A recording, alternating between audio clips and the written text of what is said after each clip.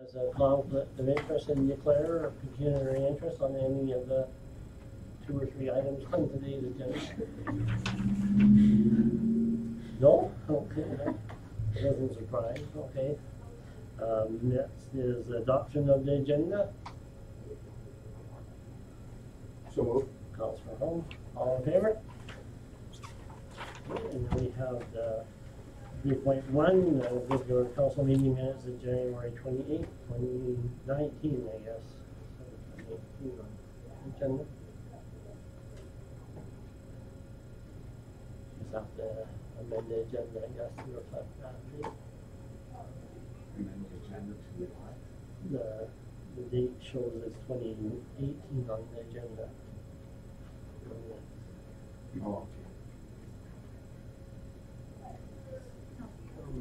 If you remember that far back? Sure. Okay, Councilor Simpson moves the minutes as presented. Any other discussion? Seeing none, I'll call the question. All in favor?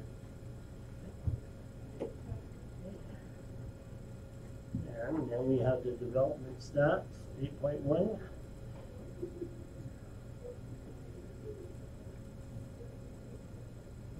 That's much to talk about there. Motion to receive. I'll move receive for information. Councilor Chapman, any discussion? All in favor? And we'll welcome Chief McEwen to the meeting.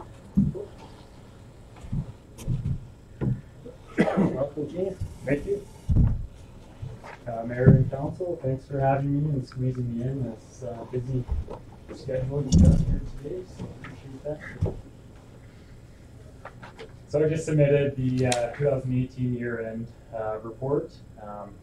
If Julie can just pull up the slideshow, I'll just kind of go through that and kind of basically hits the key points of what I was talking about.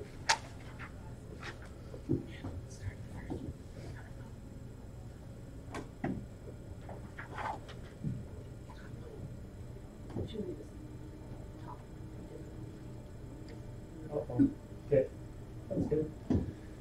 So 2018 year end, we finished off our year 392 calls. So that's 6% decrease over 2017. So it's a little bit of a slower year, but that was to be expected. 17 and we had a really dry summer, lots of grass fires. That didn't really pan out this year, so we were down on our call volume a little bit.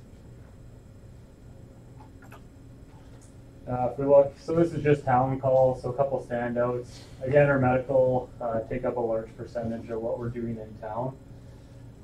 Finished our year with 177 medicals in town. That was under the 202 medicals we did the previous year. So total town calls was 267. Total staff hours put in by our volunteers, 1,067.5 over the year for the calls. If we look at the county, a couple standouts there. The medical, 41 medical calls in the county. That's kind of just about double compared to what we did in 2017. So it's a bit of an anomaly year in the county. Yeah, definitely higher than we normally see. Total calls in the county, 125. And total hours, 1,465 and a quarter for staff hours. One other standout was motor vehicle collisions, 791.5 hours just dealing with NBCs. So a lot of time spent out on the highways at accidents in the county.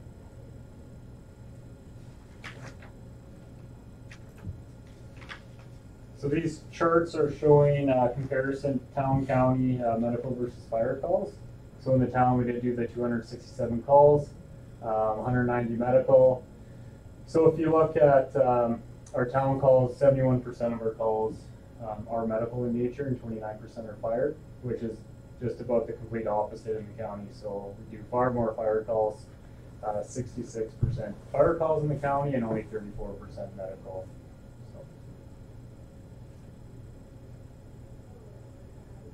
So we're starting to see our percentage trend higher as far as the ratio for hours based on town hours versus county hours. So this year, 54%, or sorry, in the past year, 2018, 54% of our hours were in town and 46% was in the county. Code Red again, we continue to keep an eye on that. In 2018, we had 14 Code Red calls, so pretty similar to the year before.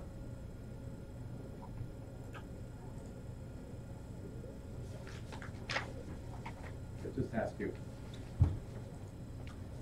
just a quick question on the Code Red calls. Are you using the provincial reference points for Code Red? What we're using is essentially in town. If there's no Coaldale ambulance in town and an ambulance is coming from out of town, we're considering that a Code Red.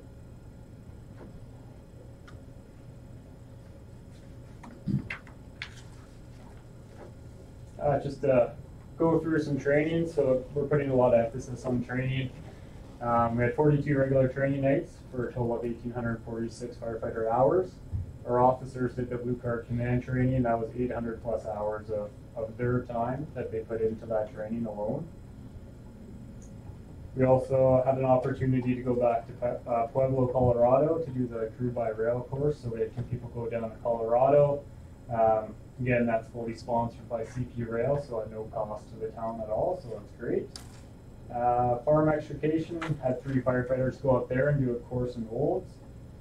CISMs, critical incident stress management, we had 6 people trained in-house. And we're trying to kind of build our peer support network within our own department so we can support our own. So we all know how important it is to take care of our mental health and first responders. So this is the stuff that we're doing to help our people out. Vehicle extrication, had 2 people go up to Vulcan for a course. NFPA 1002 is a pump operations course that our Deputy Chief of Public Safety, Clayton Ruppert, taught for 5 of our guys. NFPA 1002 aerial, so seeing as we are getting an aerial truck here sometime this year, we got 2 members into the course in Tabor, so they took that training already. And our new recruits, 5 of them are taking their 1001, so entry-level firefighter training. They're working on their level 1 right now. Majority of that training is taking place in Barons. So lots of training, lots of good things happening there. So some events at 18 and kind of looking ahead to 19. So we did hire the Deputy Chief of Public Safety, who's also now the Regional Director of Emergency Management, which we've collaborated with the county on that. We got 6 new recruits, really good people we got on. One's a town employee. Really happy to see our 6 new recruits on. The fire hall reno and expansion was awarded. Elevated master stream's been ordered to replace engine 105. We have a couple people going down to Wisconsin next week to do the final inspection on that. And then it will be going to FDIC in April, so one of the biggest fire conferences in North America. It's going to be showed off there at the trade show. So we're pretty excited that they picked our truck to show off on the trade show floor. So 4 of us are going to be going down to Indianapolis as well to see the truck and take in some training down there. So a great opportunity. So again, big one, Blue Card Incident Command training for our officers. We bought a forcible entry door, which our members really enjoy. It's really good training. Our Firefighters Association put an order in for some live fire training props. So this is $80,000 of the association's money that they've raised and earned, and they're putting towards live fire training. So we're looking to build a little bit of a training grounds, training facility at the back of the town shop. We got some land earmarked back there. So we expect those to be arriving this year as well too. We got the Kate Andrews High School Fire Academy that we're still working on. Coaldale put in for the Alberta Fire Services training grant with the regional departments around here, Colhurst, Pitcherview, Barons, Nobleford. So I haven't heard back if we got any money yet this year, but Coaldale will be the grant holder for that. And we're working on a regional training proposal with the city of Lethbridge for use of their fire training center, so the live fire training tower. So that's also in the works with the same fire departments in the region. So a couple other good things that we just started in 19 that we're looking forward to as well. Target Solutions training software. So it's a software-based system for tracking and documenting training as well. There's a bunch of online courses, continuing education, and everything on there. So it's really nice to be able to track our training a little bit better, the way OH&S is going and everything like that. It's very important that we're tracking and documenting what our people are doing and what skills they're competent in. So that's going to help with that. Also, we started the City Reporter. So that's a tablet inspection-based software we do our fire investigations on. So it's really great. I'm loving it. I know Julie's loving it after she does the front end work of getting all the information in, but no more paper. It's going to save money on paper and save time. It's a lot more efficient, a lot quicker to get through these inspections. So I'm really excited about that. And that is it. Is there any questions? Thank you, Chief. I just want to comment that it's amazing to see that our volunteer so much time for the fire department, and then they even go over and above and put $80,000 in the drain equipment. Yeah. That's commendable, and I think that's, can't be understated, the commitment that shows to the people, the members of the fire department. Absolutely. So thank you very much. Please convey our gratitude to those dedicated people for reinvesting in their training like that. And all the many hours that they spend training is also a testament to their professionalism. Anybody have any questions through the chief? Councilor Jumpman? Thank your worship, through to the chief. Thank you so much for all your hard work and your focus on the town of Coaldale. Two questions. Number one, where is Julie's office located now? So she's in the training room, just by where the pool table is. Yeah. So she's in there now. So, and the CPOs are all there. The CPOs have actually moved to the hub, so they're in the EOC and they're working out of there. Thank you. My other question is more of a comment type of a question. The aerial master stream would have come in handy for that fire that we had earlier this year. Yeah.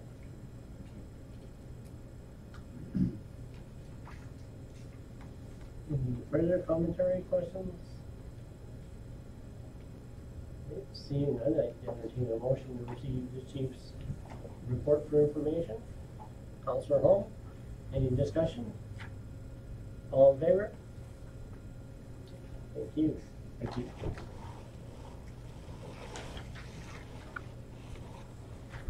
Okay, and now we're under information items. We have information items. 11.1 is a picture of the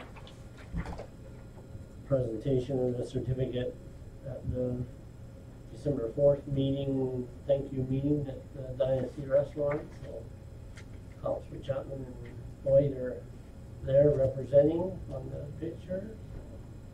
Any further discussion on that? Then we have Canadian Badlands, their meeting minutes are there.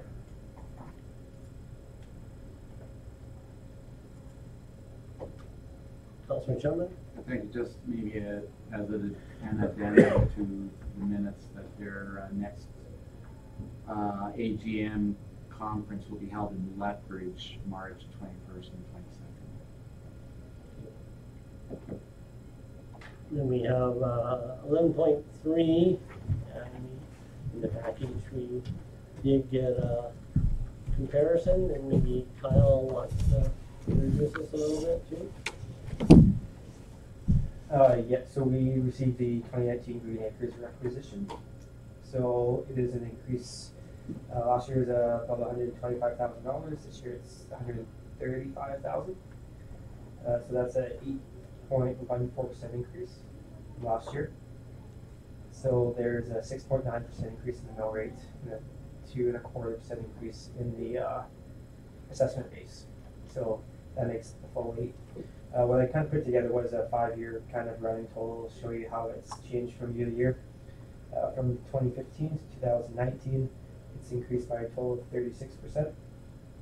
18% of that is the assessment base increase in Coaldale, so assessment goes up, and the other 18% is an increase in the actual rate from Green Acres. Over 2015 to 2019. So just some information there around the requisitions for next year. Thanks for assembling that information. Councilor Holm, do you have anything to add to the numbers from the most recent meetings, or I'm not trying to put you on the spot, but No, I really don't. I think this budget was passed back in September, October, I believe, was when their budget is set for the year, so I wasn't on it at that time, but they did kind of confirm at my last meeting that the majority of this increase was due to the increase in value of homes and the increase in the population in the town of Coaldale, which. so then with that, is it necessary, does their requisition have to increase just because the assessed value increases, and that's just because of the formula for the overall equalized assessment for every acres? Is that? That's the way I understand it, that it is tied to basically your assessed value of the town. Yeah, to speak on that, yeah, there's 7 communities that Green Acres takes tax dollars from. They add all their assessment bases together, and then I think Coaldale on average is 5 to 6% of that total. So Coaldale gets the bill for 5 to 6% of the total ask. So the good news is Coaldale's rocking it out, but the bad news, we gotta pay for it. That would be correct. Okay. Councilman Chapman. Yeah, thank you, Worship. I think just on that note, do you think the assessment is reflective of the 3 facilities we have in Coaldale listed here, Sunny South Lodge, the Manor, and the Villa? So we are, in essence, supporting just ourselves on the 5%, or are we being subsidized, or are we subsidizing somebody else? It's based on the whole Green Acres together. So if Green Acres comes back and their budget says we need, X number of dollars, and that just gets split out between all the communities equally. So you can't say it's just going to say Sunny South Lodge. It's just split between all the communities, all their costs, because Green Acres has overhead and whatnot that's not in Coaldale, right? So it's split that way. Councilor Avery. Thank you, Worship. I'm not sure who can answer the question, but isn't Green Acres a not-for-profit organization? I believe so. And so, under a definition of not-for-profit, when you have millions of dollars in the bank, what part of your service are you not providing anymore when you're starting to have profit in the bank? So I would like that to go back to their board. If it's not for profit and they've got millions of dollars, the way I understand the bank, there's millions of dollars worth of services not providing to our seniors just to have a bank account. So it really concerns me that they're going to give us an 8.1% increase, no further service to our seniors, and I imagine that's right across the board, but they're going to be banking more money, which doesn't fall in the not-for-profit side of things again. So I would really like our board or our representative to question that a little bit. What part of the service are they not providing if you're saving millions of dollars every year?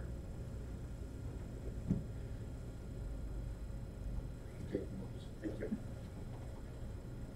Well, and it would have been helpful too if they would have backgrounded the information on showing what their operation budget was doing.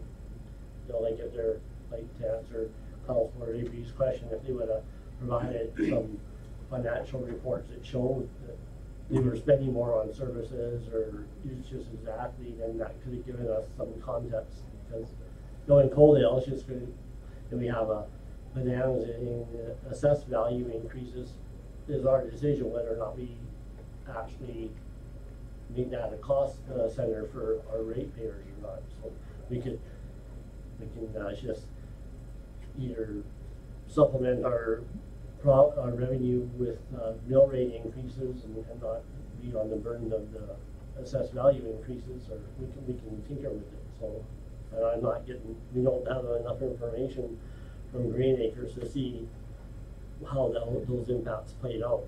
That they just sort of had a bonanza with the assessed value and money was just is accruing into their coffers, or are they actually deploying those dollars for services throughout the organization at Green Acres, with hopefully the benefit attributed to some of our residents in the Southern South Lodge, etc. So we'll look forward to a fulsome report by Councilor Holm.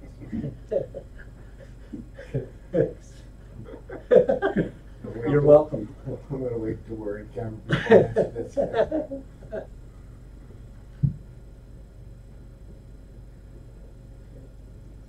Councilman Chapman? Ready for a motion to accept for information? Do you want to split that, the third item up as a separate information item, or we can just do? Yeah, we can do all three. All three, I'll move to accept all three for information. Okay. Yeah, Councilor Chapman's motion, is there any other discussion? Seeing none, I'll call the question, all in favor? Okay, and then that brings us to the end of the public session. Do we have a motion to go into closed session? Councilor Simpson, all in favor? And that's carried, thank you.